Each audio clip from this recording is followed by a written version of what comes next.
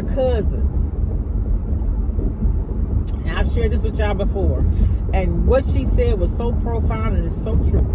The same thing that you laugh about someone else going through be the same thing that make you cry. You laughing at somebody else mishap, and that same mishap they have could eventually be yours. So you have to really be careful. You do. What it do? This me, is that you? Hey y'all, today is Thursday. This is my Friday because tomorrow I'm off. Headed to Houston to go to my grandbaby little festivities. I wanted to make some little gift bags for his little teammates. I'll probably get there and go buy some stuff. And make them some little bags Friday night. Just some little stuff from Nana, because I'm not there all the time, you know. As the only grandbaby I have, he ain't no baby anymore, he 8. But I wish I was closer so I can come to all these games and stuff, you know. Yeah. But God got his own time and his own way to do things. I don't know if y'all can even see me because I really can't see myself. I really can't. Let's see. I don't know what my hair doing this morning. It got waves in it and stuff. I guess it would look like a wig that's that wavy wet look. Pretty much. Yeah.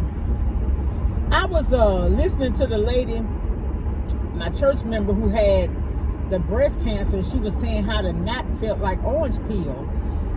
And I got like this little, it's just a little, like a little bump. And it feel like an orange peel too back here. But I wonder if it's one of them hair bumps. Because I've seen people on the YouTube shorts where they do the it be hair inside a bump, and I wonder if that's what that is. But anyway, I've had one before and I burst it. I think it is like with hair, like maybe a hair follicle or something. I don't know. I'm gonna have it checked though, because when she said that and I felt that, I thought about what she said. But anyway, y'all, how's everybody doing? Like I said, it's Friday Eve. I'll be heading out of town tomorrow, and I need a little break. I really do. I need a little break. I was at home getting ready this morning. I didn't realize how late it was. I was like, oh my goodness, it's late. So but if I get there a little later, I just stay a little. In fact, a lot of times I work later than what a friend of mine, I called her Monday night and I needed some shirts, and she done made them and got them ready already, and it's Thursday, and she worked. And you know, you just find people in life who are really good, caring people. They take their craft seriously. And my friend does a lot. I mean, she decorates, she cook, she make tea and lemonade, she do corsages and bowls, she makes shirts, cups, all kind of stuff. All kind of stuff.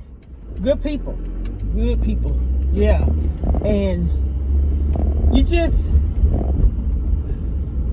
want to be kind and do good things, and I promise y'all, the life you live speaks for you, and when you do right by people, right come back to you. I don't care what anybody say. I know it. I've lived it. And there have been situations in my life where I could have possibly had somebody arrested. I could have beat them down in my house and not even gotten a charge. And I choose peace, and I choose to treat people the way I want to be treated, irregardless to how they treat me. And guess what? I'm going to always win. Always. And you can believe that. Ain't what nobody told me, is what I know. Because whose I am. Okay? All right. I'll talk to y'all later. Have a good day. Be blessed. Bye. I just want to tell y'all, share something with you. This month is disabled, the month that they acknowledge or highlight those with disability and employment. I'm gonna put the name of it. I just was reading on the Department of Labor, but it's basically, I remember when I first started the job I'm on now, we would attend job fairs in October. We call it disability job fair, because some disabled people can work. Like my son has autism, he has anxiety, and you know that's the reason why he don't drive. But he gets out there every day. And my yard is immaculate. There's not a leaf. I have a tree that sheds leaves just about every day of the year. He gets out and he blows my leaves. He rakes them. I have like a patio on the side. I have 2 patio doors, so he makes sure that those leaves are up every single day. Some days I got home, one day I got home, he had done like 21 bags of leaves. That's his, like when he had to do the yard like that, that's his exercise for the day. You know, his dad trained him where he exercises every day. Like maybe the only day he doesn't exercise is Sunday. But still, Sunday after church, he'll get out there and blow leaves when there's really not any leaves to blow, honestly. But yeah, so there are some things that they can do. And I found that, and I researched, and it was saying that, and I've seen it on television, I think it may be in some part of Washington, Seattle or somewhere. And one of these companies, they hire disabled employees because they're very good with, so if you give them one task, and that's their task every single day, they can master it. You know, like my son, he don't like switch. He don't like anything to be changed. They like what's familiar. Anybody that know me and my family, this has been ever since Raising Cane come to our area every Friday. That's what he want, Raising Cane, even when we're out of town. So what I will do though, now if it's a holiday on a Friday, we're not doing canes, but I will let him get it that Saturday, and he's okay with that. And so yeah, they like what's familiar, and like I instill in my son, you know, be thankful that you have. So whatever the Lord give you, you got to be grateful for, whether it's good or bad, because your disability could actually be your gift.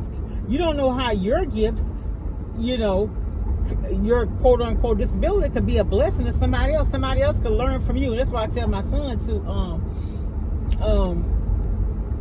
you know, like one video he has where how he deals with his anxiety is he writes, he draws, you know, like that. So you don't know how what you do could actually inspire, uplift someone else. And that's why, you know, I share a little bit of my life. You know, I don't get too personal, but I share enough to let people know that irregardless of what your situation is, be grateful, be thankful, because it could be worse. It really could be worse. So, but anyway, I also, I heard where in East Baton Rouge Parish, you know, I'm in Louisiana, so it's close to me. They were interviewing this guy. If I can share that clip, I'm going to share it. He called the police because his nephew had come to the house and told him, said, "Man, I'm going to kill my wife." He called the police. They picked the guy up and talked to him. So I guess, you know, in the eyes of the law, people don't understand, and I don't really either. But I assume, this is my assumption, just because you make a threat, but it's not the threat is not actually initiated. Like the guy said, "I'm going to kill my wife." So the uncle called the police. They called them. They picked him up. They interviewed him and everything, but they let him go. The next day, what does he do? He go and kill his wife. Yeah, he killed her. And the uncle said, the suspect uncle, he said, "How am I going to be able to live with myself? You know, how am I supposed to feel?" Well, and my answer to him would be, "Sir, you did all you could do. All you could do is tell them what he told you." But I know that hurts. I know that hurts. And they interview her on. I'm gonna share that little clip with y'all. But Sister, we want justice. We just want justice. A family devastated after a woman was killed this morning in Baton Rouge. EBR Sheriff's deputies are investigating this death in what has been described as a domestic incident. News 2's Jordan Ponzio spoke with family members who say this could have been avoided. Michael Sylvia, family members at the scene told me they were afraid something like this would happen, especially after getting a similar call just a few weeks ago. East Baton Rouge deputies were dispatched to this home Monday morning on the 6,000 block of East Glen Court for a domestic-related shooting that left one person dead. Family members say the victim's name is Keisha McCrae, and they had already told the sheriff's department something like this could happen. His uncle called the police 2 weeks ago when Antonio told him that he was going to kill his wife. His uncle had been in Keisha's life for 26 years, so he know the type of person she is. And they picked him up and they brought him back home when they should have took his right then and there. The suspect's uncle said he made the call and told deputies to arrest him. And I told them, I said, look, the boy came here and told me he was going to kill his wife. He said deputies came to investigate, but eventually just drove him back to his home on East Glen Court. Tell me, how in the hell I supposed to feel, man? You did your part. I'm hurt, man. I'm hurt, man. He was drunk, he was full of alcohol at the time. And I told him, I said, wait till he pulled off in that vehicle and y'all arrest him for DWI and drugs. They didn't do it. Now look at this. WBRZ spoke with the East Baton Rouge Sheriff's Office about the accusations. The agency said it responded to a call on September 6th along the same street and that the call involved an intoxicated person related to the victim. A sheriff's office spokeswoman wouldn't answer any further questions.